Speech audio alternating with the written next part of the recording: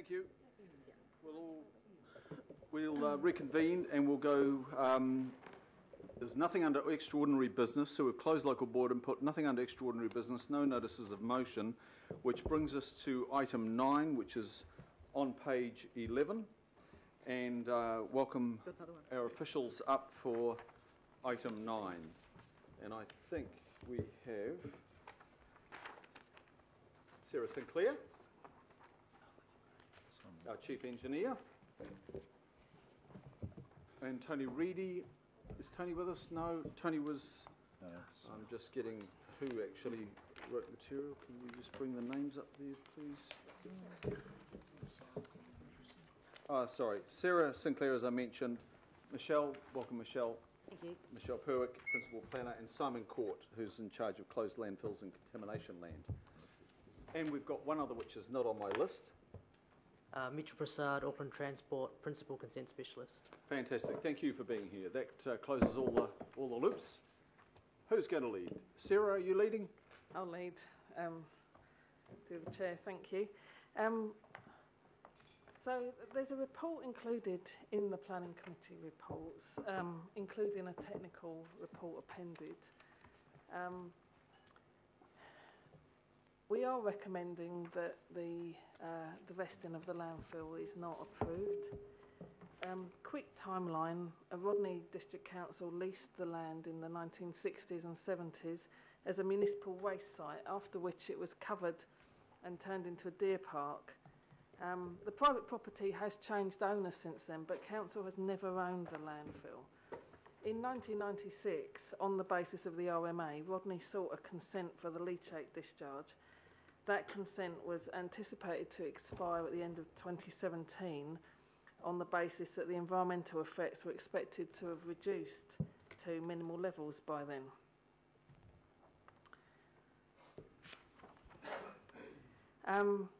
Changdar purchased the land containing part of the landfill in 2014 from the private landowner to connect the eastern and western sides of their development. And they got consent for up to 12 metres of fill to go on top of the landfill as it was. One of the technical issues that we've raised is that we were previously consented to discharge to the environment of our 200 closed landfills, which are managed by my department, although we're mainly advisory because they are high-risk assets. Of the 200 landfills, we've only got 14 that have consent to discharge leachate to the trade waste system, and only 2 now that have consent to discharge to streams. So with this work that's been undertaken for the development, the leachate has been collected and concentrated, and the loading of fill will push more leachate out. So what was consented to discharge to the receiving environment has now been consented to discharge to the trade waste system at present, with a view to connect eventually to a wetland system that is so far unproven in New Zealand. My team is a team that advises mainly, and we advised on the consent, although we haven't been involved in any design approvals or anything like that.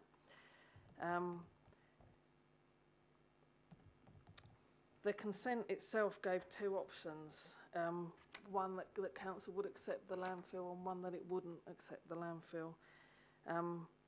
It gave, the reason that we're here today was that it gave that decision to the local board, who have passed that to you with a clear recommendation from themselves not to vest. The chair was invited to attend but hasn't, but you've also got the local board report appended.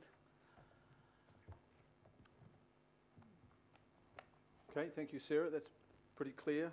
So just to recount there, the consent gave 2 pathways. It didn't give one or the other. It gave 2 pathways, and it made a slight error which was corrected under a particular section of the legislation. So you've covered that base. and the decision-making therefore comes back to here, and your recommendation is the pathway of, as you've outlined in your recommendations, to decline the vesting. Okay, questions of Sarah and the team? Councillor Hulse, the outset, and then the Mayor Goff. Thank you, Mr. Chair, and I'm sorry, this may be in the report, I just got back.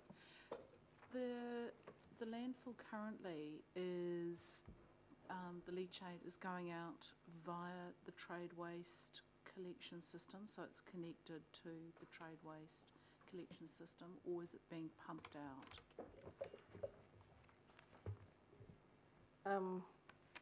Through the chair, I don't know. I know that it's got a consent that goes to the trade waste system as opposed to the open environment, whereas previously it had a consent to go to the open environment. Okay, and if it was vested, or as part of the projected development, they're hoping to eventually deal with it through the wetland system.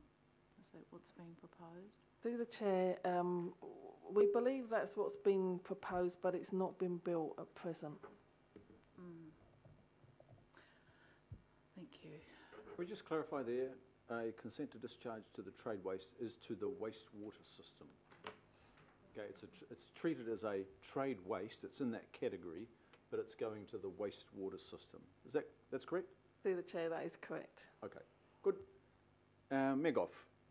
Thank you, Mr. Chair. I'm not quite sure why Council would want to pick up the technical, environmental, financial and legal risks voluntarily to benefit those that will do the commercial development, unless some undertaking was given to that effect. And when we heard the presentation this morning, it was said, and I wrote it down, the proposal was to hand it back to the Council. Now, that may have been the developer's proposal, but before you have a contract, you have to have offer and acceptance. Did we ever accept or impliedly accept that we would take that responsibility? Through the chair, no. My team's been involved in advising the consent department on consent conditions for a landfill as an advisory part of council. Not with a view to take it on as an asset owner. Okay, so there's no grounds for the developer believing that we had ever undertaken to accept responsibility for the costs of remediating that landfill or dealing with it? As far as I know, through the chair, no. I think that the intention is that the work remediates the landfill, but that council then, from the developer's perspective, council would then take on all of those other risks that are mentioned in the technical report. Okay, but that there was never a suggestion that we would take over those risks, to the best of your knowledge. Through the chair, my understanding is that those two options were on the table. The option of either accepting it or not accepting it were in the consent. There was no agreement from the closed landfill team as an asset owner that they would accept another closed landfill willingly. Thank you, Mr. Chair. Thank you, Mayor Goff. Councillor, Deputy Mayor Cashmore. Thanks, Mr. Chair. So this is about risk, and with this capping, there's 20 metres of capping on top of this landfill, and that will cause compression. Do we have any estimation of the amount of potential leachate that could be forced out by that particular physics? Through the chair, there are estimates which Changda have relied on based on technical assessment by their designer Becker, and it's those assessments that is driving our understanding of the future operations and maintenance cost, the volumes, the concentration and the toxicity of that leachate that is going to be aggravated by adding that fill. So there are numbers in this report. I can't pull them out right away. Okay, thank you. Thank you, Deputy Mayor. Councillor Cooper. Thank you. Is there a parks person here? Just in paragraph 30, it talks about the vesting of 93,500 square metres public open space land. And I'm looking at the map on the attachments, it's because it's not super clear, that says, and says, to me it looks like that, is that lot 700? On, I think it's this, one of these maps here, the one with the yellow on it. Which attachment A? Well, it's hard, attachment, God, it disappears when you scroll it down too quickly.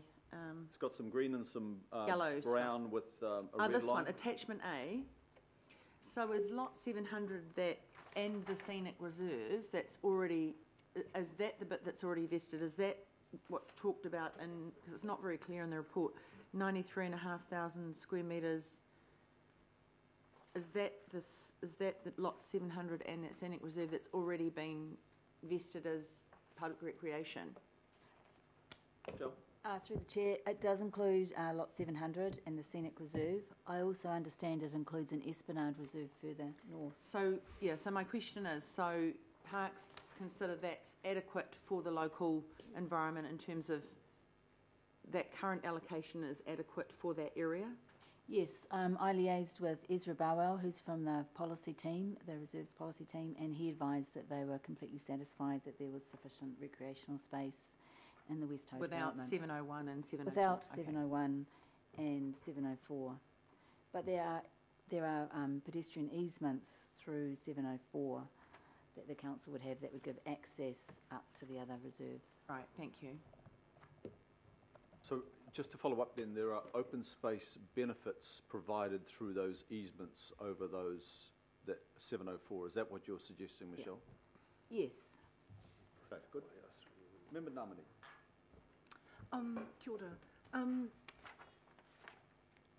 So the original consent was processed on a non-notified basis as part of the special housing area, etc. So firstly, my issue isn't, it's a peripheral issue around the monitoring and compliance issues relating to the site regardless of whether council does or doesn't own it. So the non-notified basis, restricted consultation, did that include mana whenua, or were mana whenua not consulted? It's just not clear from the impact statement. The area was a special housing area, so that's why it was limited, and it wouldn't have included mana whenua, to my understanding. My understanding is that didn't necessarily preclude mana whenua from being engaged in the process. I just wondered in this instance there was no discussion. So I couldn't confirm that. I'd have to go back to the consent officer and check. So the concern that mana whenua have expressed around the discharge of leachates into the environment, into waterways, has that come from that process, or is that more of a general?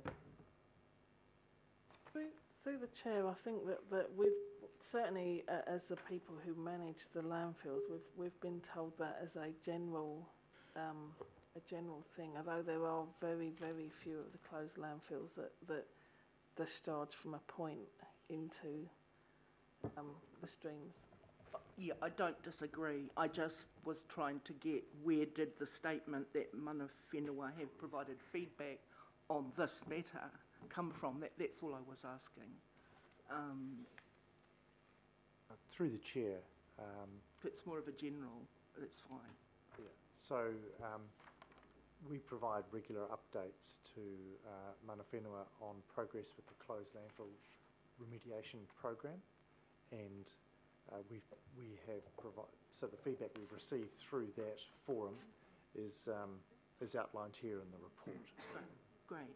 And as part of that process, this will, regardless of the decision made today, this landfill and any leachate coming out of it will be put into that bigger program in terms of monitoring and compliance? Through the chair, this landfill development now has a consent. It now has its own consents, which are monitored for compliance by the council's regulatory team. Okay, so leachate coming out of this landfill will still be overseen by a different department? Yes, yes. and it's going to trade waste at the moment, which means it's going into the sewer system to the wastewater treatment plant to be treated there. Okay. When you, in the engagement that you have with mana whenua in the closed fill, are these pieces of information connected?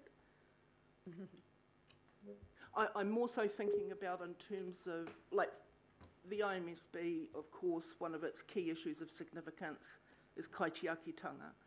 And as a consequence of that, to look at reviewing the consent process and conditions in terms of just how responsive the process and the outcomes are for mana whenua. My issue is, while I suppose an RMA speak, it might not be seen as something that's overseen by you. Do you get the data anyway? Because it's still potentially leachate into the Nuku'imia stream in this instance. Through the Chair, Council will get that information, yes. Through the regulatory departments of Council, we will get that information. Okay. Are you able to give me any information about what the monitoring and enforcement, as far as you're concerned, like how that reporting happens with mana whenua? With mana whenua? How often, like?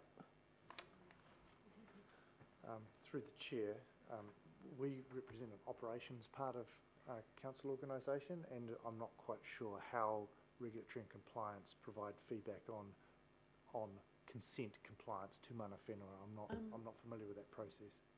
I'll just ask. I think, yeah, perhaps it's not. Perhaps it's just something. We'll come back to you on that one. Yeah, I think it's something that I probably need to look at outside. It seems to be a disconnect in terms of information and how that. Just to get more information, probably not here. Can we close that loop though, because it's an important one? I think it is. Can we, you and I, sort that one? Sure. Chair of Regulatory, Councillor Cooper, did you have something to add there? Just quickly, I mean, we have two members of the IMSB on our regulatory committee, and those, our compliance, we do have regular report backs, but I mean, that's something I think possibly could be asked by them at that committee. Yeah, I'm sure there's a way to connect the dots through the Chair. Can I pass the ball on this? Can it be IMSB and the Chair of Regulatory to resolve that question? Thank you. Happy. Potentially. Mr Chair, it may not be just the Regulatory Committee. But it might be. Okay, I'll leave that to IMSB and Chair of Regulatory to have a discussion on. Further questions? Councillor Walker. Sure. Couple of questions. First off, just around the amount of methane gas, do we have any idea how much could be under the land in this closed landfill? Through the Chair, there has been, Becca have done for the developer quite a lot of detail in the anticipated effects. And there are some data in here about all of the anticipated effects, including gas and leachate production. So is it a lot of gas or a little bit of gas? Chair, Obviously it's explosive, so that's a consideration. Through the Chair, we are, as I said, the landfill was reaching the end of its developing life. However, placing all that fill on it will create additional effects from the waste that's there. The design that Changdao have undertaken has got in it things like gas trenches to help dissipate the gas. So some is expected. Sure. And the second question I've got, just in terms of any fill that's applied to the site, would that require a consent, and would that consent take into account the leachate, the gas and the like? Through the Chair, the earthworks consent wouldn't have needed to take into account those aspects because they were being dealt with through different consents. But so the earthworks was just about placing the earthwork well on the site. So was there an error in that consenting process in hindsight, in that leachate and gas could and should have been considered? Through the Chair, they're considered in different consents. They would have all been applied for at the same time. but they are just dealt with differently because of the environmental effects, to my understanding, although I'm an engineer, not a planner.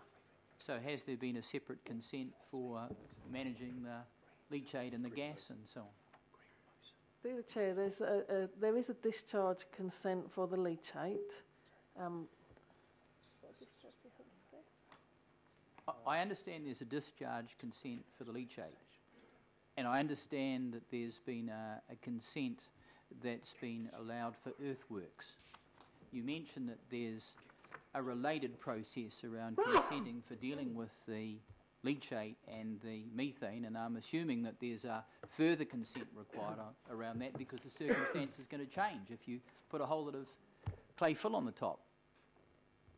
Through the chair, my understanding is that there's mitigations for any additional gas that is that is pushed out rather than generated. I'm not the mitigations. I'm not sure whether they are of a scale to need consenting. I can look into that and we can bring back a note on it, but it's not something that I'm aware of. Okay. Thank you. Thanks, Councillor Walker. Further questions on this matter, members? Yeah. There being none. Councillor Watson. Yeah, and just in terms of the option that's been recommended here, and that's setting up this incorporated society and which will look after the area as a private park. This is a big area. It's very steep. I assume it was marginal development-wise parts of it when it was started. I mean, it's really quite a massive, big sort of gulf of earth. How realistic is it that some committee of residents then will run this or take responsibility for this going into the future? The incorporated society. Through the chair, I think the Changda speaker this morning spoke about how any society that would take on something like that would have a management committee and employ specialists. Okay, I guess the issue I'm trying to raise here is in other instances where you have an incorporated society or body corporate or whatever, they often struggle with relatively straightforward issues. That this potentially, and certainly given Council's signalling of potential risk here, could be something quite else again. So I guess what I'm looking for is a degree of confidence that the option that's being put up is one that could meet the changes that may or may not occur over time, because this could be an issue some way down the line. It's not necessarily going to become apparent during the development itself, is it? Through the chair, I think while it's connected to the tradeways system, it will be more predictable than it will be if it wasn't connected to the tradeways system. Okay. In terms of the sort of the open space network or the reserve aspect, which I understand we've said we've received the allocation for this area. In terms of a better outcome going forward, if things are well managed and the risk isn't as great as we might possibly anticipate in a worst case scenario, and I noticed that the Changda said that they'd been told at some point, it seemed, that the ongoing cost would be 70k as opposed to the kind of potential 300 that's signalled in the report. Is there anyone in Parks saw the possibility for a much better outcome here rather than just the council minimum for this entire area? Michelle? Through the chair, I've spoken quite extensively with Ezra Barwell, and he's strongly of the opinion that there is sufficient land in this area, and that former landfills don't make good public parks. No. And that is for now and in the future? That's a long-range future? Quick. Yes. Okay, thank you. Yeah, I just on that, and I'm not going to speak to it, Councillor Darby, but I just think of areas on the North Shore, for instance, where in the 60s and 70s the council was the recipient of marginal land that was no use to anyone. They didn't actually do anything much to them, but they now form part of fairly extensive green belts. And I noticed the Kaipatiki, for instance, is one of the areas in Auckland there's the highest amount of tree cover. Clearly, 2018, we're not even getting that now. I just sort of put it out there that, and this may not be the right case, but the offers of land, the council maybe can't be or shouldn't be quite as restricted as we maybe are in instances where land is offered up. And I'm not raising that as a realistic alternative here, but I'm saying if we look to the future in the same way the councils did back in the 60s and 70s, where they accepted land that no one wanted, and probably maybe even grudgingly, we're in a far more challenging situation, and it's at least worthy of consideration, I think, looking to Auckland's long-term future. Okay. Question from Councillor Hulse. Thank you. I've been reading through the report, and I'm just not clear if and I'm going to be supporting the recommendations for us not to accept this piece of land. However, are we absolutely clear that with this, well-meaning community body who are going to be overseeing it and running it, that we are not increasing the risk of, closed buildings being put up, a little, shelter, a hut, a community building or whatever, by a group of people who don't fully understand the complications and dangers and inherent risk in closed landfills. In other words, following on from Councillor Wayne Walker's point about the production of methane, and we all know as landfills settle, change and slump, that the fissures and cracks open and methane will find its way through so easily. And having dealt with a lot of closed landfills, you do not want anything that becomes a receptacle for methane gas. So are we clear, Mr. Chair, that we are comfortable in the kind of controls and conditions that are exerted in future on this piece of land when we're all long gone? Through the chair, there is a very extensive landfill management plan which covers a lot of this. A lot of the issues that that Councillor Hulse alludes to, and there is scope for those ongoing consent conditions to make sure that they capture the safe use of the site. Okay. Thank you, Mr. Chair. I think that's a really important question, because I don't want this to be seen as us just kind of, tossing it to the developers and saying, good luck, it's your problem now. They are quietly covered by all the issues that we would cover in our normal closed landfill consenting process. That's good. Thank you. Thank you. I think that's all the questions. I'm happy to move the recommendations as they stand. And Councillor Cooper, thank you. Members, I just flew back into Auckland on Good Friday, late Good Friday, but I did manage to contact Chair Julia Parfitt and Deputy Chair and invited them here today to make them also aware of the report and the recommendations. They indicated to me both that they didn't see it as necessary to come along. They support the staff recommendations and they acknowledge the work that's gone into this. Nice. Members, I would have to say, if we are going to acquire public land for our citizens, that it should be quality public land, not marginal land. And in this instance, unfortunately, it is marginal land. It comes with risks, and they are numerous, ranging from the legal risks to technical, financial, of course, $150,000 to $300,000 just to deal with the leachate environmental risks arising from these impacts. It's always a bit of a lottery with landfills over time, and also the ownership becomes very complex with the split ownership as being suggested, split between Auckland Council and a private landowner.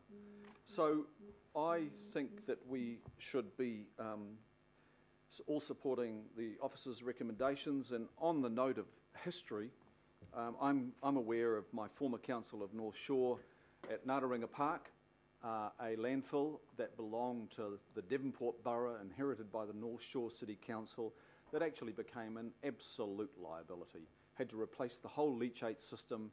It still requires another recapping of the clay cap. The skate park, at some expense put in, is collapsed and cracked. The problems are, you can never, with the very best officials' advice, you are never going to forecast the problems that might arise on a landfill. Another one is the Barry's Point, another landfill going back to Takapuna City days, I think it is, and maybe a former jurisdiction. And of course, it's only just now that landfill is settling down some 30 to 40 years later that might give us the opportunity to use it. It's pretty much only green because it's abandoned. That's the only reason. And we've had a commercial golf driving range on there because they were the only willing partners to actually utilise that area. I think in the near future we might get back to it, but that's 30 to 40 years after it's been abandoned as a landfill. So members, the offer is tempting, but there is very good reason, multiple reasons why to decline the vesting. Further speakers? Mr. Chairman, just quickly, and also, notwithstanding, we've had a death at a landfill in Henderson some years ago from methane. So it was actually a worker that was killed by the explosion. And that current landfill now, we're spending hundreds of thousands of dollars doing new drainage. So it just goes on, and Waitakere Township has never been able to really develop its site for playing. So, I mean, I agree, we just can't, and we can't go back to bad practices. We can't, just because it's been done in the past, we can't do that anymore. It's just not viable, and it's not good practice. Thank you. Thank you, Councillor Cooper. And probably last call, I think, Councillor Filipaina. Thank you, Chair. I will be supporting the recommendations, and I just want to give an example of what Councillor Hulse was talking about, and that is Ngāti Otara Marae. We go back to when I was only a young fellow in '66, but that whole issue around Ngāti Otara Marae and the toilet block, that's now a liability. The marae is no longer usable, same with the block, because it was built on a landfill, was built on a dump. And as Councillor Hulse said, you know, we don't want to leave anything for our young ones moving forward around that. So, you know, that's just a classic. We're still having issues now with Ngāti Otara Park, and Councillor Collins as the chair when he was there would know all the issues that we're facing. So, you know, I just don't want to see another Ngāti Otara Park happen in any of our areas around Tamaki. Thank you. Thank you, Councillor Filipaina. I'll put the motions then as they are, A to D. All those in favour say aye. Aye. Aye. Contrary, no. Declare that carried. Thank you, members. Thank you, Sarah and team. Michelle, for writing the report. I think you were the principal author of the report, and your wider team. Thank you very much. Members, will now go to item 10.